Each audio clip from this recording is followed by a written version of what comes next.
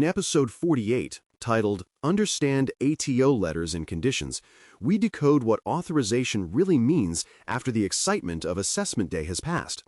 An authority to operate, ATO, letter is not just a green light. It is a contract of ongoing obligations wrapped in formal language that leadership, engineers, and customer teams must all read the same way. When you understand what is in the letter, why conditions exist, and how they connect to daily operations, you prevent unforced errors that can jeopardize a program's standing. The aim here is practical clarity. Translate policy signals into operational actions so everyone knows who authorized the system, under what terms, with which guardrails, and for how long. That clarity turns the letter from a filing artifact into a durable guide for risk management. Start by mastering the core contents of an ATO letter: the defined system scope, the authorizing official, and the effective dates. Scope is your boundary fence. It tells you which environments, interfaces, and services the authorization actually covers, and it prevents accidental expansion through well-meaning feature launches that sneak beyond the fence. The authorizing official's name and role anchor accountability and inform escalation paths when conditions evolve or incidents occur. Effective dates matter because they govern when obligations start, when reporting clocks begin, and when the organization must be ready for renewal checkpoints. A quick, disciplined practice is to restate these three elements in a one-paragraph internal brief, so every stakeholder can repeat the same baseline facts without paraphrasing them into confusion.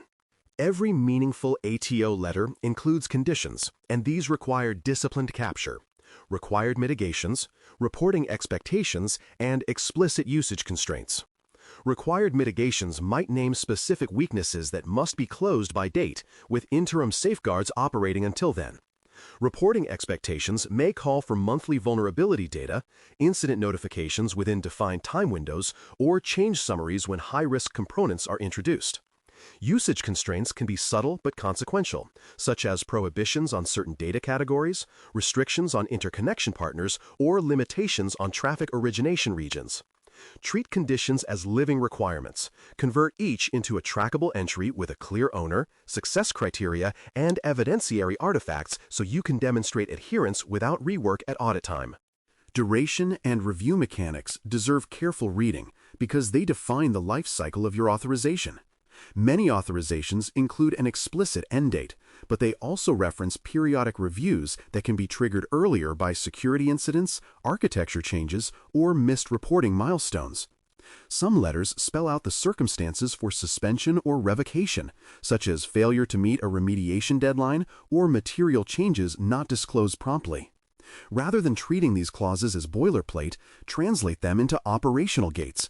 Calendars for renewal preparation, internal checkpoints before major releases, and rapid notification playbooks for events that could alter the risk posture. When time and triggers are visible, surprises shrink and trust rises, because oversight audiences see a program that governs itself. The obligations in the letter must tie directly to your continuous monitoring cadence, scanning schedules, and plan of actions and milestones (POAMM) updates. If the letter calls for monthly authenticated vulnerability results, structure your scans, exports, and cross-references so the deliverables line up without heroics.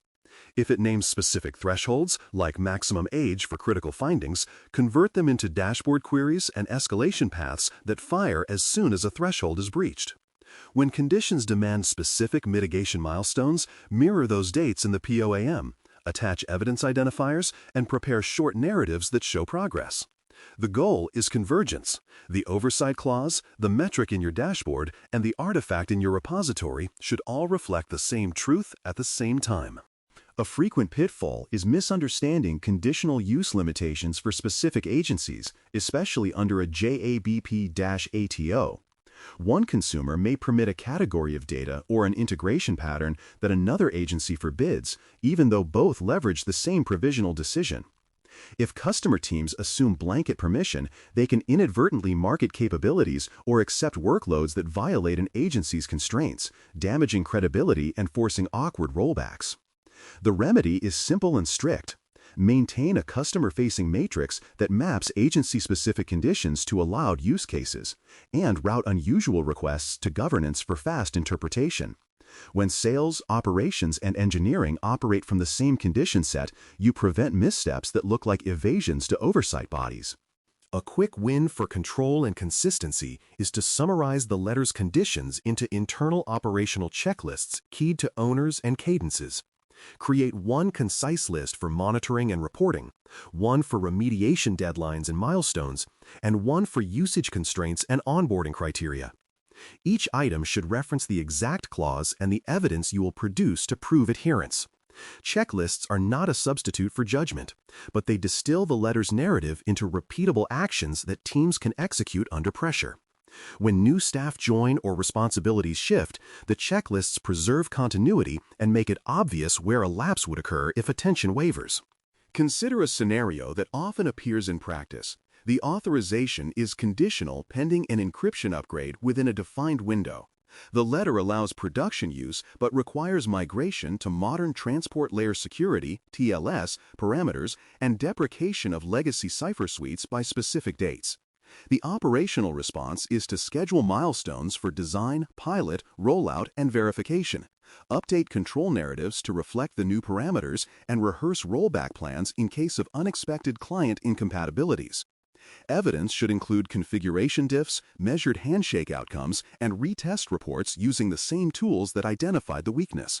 By aligning milestones and evidence to the letter's clauses, you demonstrate fidelity to both the spirit and the letter of the condition. Communication is essential once the letter is in hand, because fragmented understanding creates policy drift. Brief leadership with a crisp summary that names the authorizing official, the authorization type, the conditions with the most operational impact, and the key dates for renewal or suspension triggers. Provide operations teams with actionable extracts, scan schedules, reporting formats, and remediation checkpoints embedded in their existing runbooks and calendars. Give customer teams plain language on what they may promise and where exceptions require review. The same facts should appear in dashboards and status mails so no one discovers a condition late. Clear communication converts governance into day-to-day behavior rather than occasional ceremony. Store official copies of the authorization and any amendments securely with a traceable version history. The repository should record who uploaded each version, when it took effect, and what changed: new conditions, revised dates, or expanded scope. Access should be controlled, but not so restrictive that teams operate from stale copies or screenshots. Link each version to the evidence and dashboards that implement its conditions, so auditors and assessors can follow the thread from clause to control without scavenger hunts. When a question arises months later about which terms applied during a specific event, the version history answers it in minutes, and credibility remains intact. Reassessment is not optional, it is part of the authorization cycle. After significant changes, new services, material architecture shifts, data category expansions, or at the annual assessment mark, reread the letter against reality. Confirm that inherited conditions still make sense, that mitigations are complete or still valid, and that reporting outputs match formats and cadences promised. If scope grew, seek explicit clarification before assuming the authorization stretches to cover the new boundary. Document the reassessment as a short memo with references to the current evidence set and route it to the authorizing official or designated point of contact when a clause needs reinterpretation. This steady discipline prevents drift between policy and practice. A simple mini-review can keep everyone aligned. Who authorized, what conditions govern, and until when do those conditions apply? This quick triad, repeated at release planning, quarterly risk meetings, and major incident reviews, keeps the authorization visible without turning meetings into policy recitations. When teams can answer these three questions effortlessly, they tend to catch conflicts early, like a feature that would violate a usage constraint or a maintenance plan that collides with a reporting window. The mini-review is a small habit that preserves big trust. In conclusion, understanding ATO letters and their conditions turns a static approval into a living operating agreement. The letter tells you who conferred trust, the conditions under which that trust is maintained, and the clocks that govern your next proofs of diligence. Translate those words into dashboards, schedules, checklists, and evidence trails, and brief the responsible owners so every clause has a home in daily work. With that governance established, the next action is straightforward and immediate. Brief responsible owners on the specific authorizations and conditions in effect so execution begins from a common, accurate understanding. That is how an ATO stops being paperwork and becomes a reliable backbone for secure, compliant operations. Thanks for listening. For more audio courses, daily newsletters, and more, please visit baremetalcyber.com.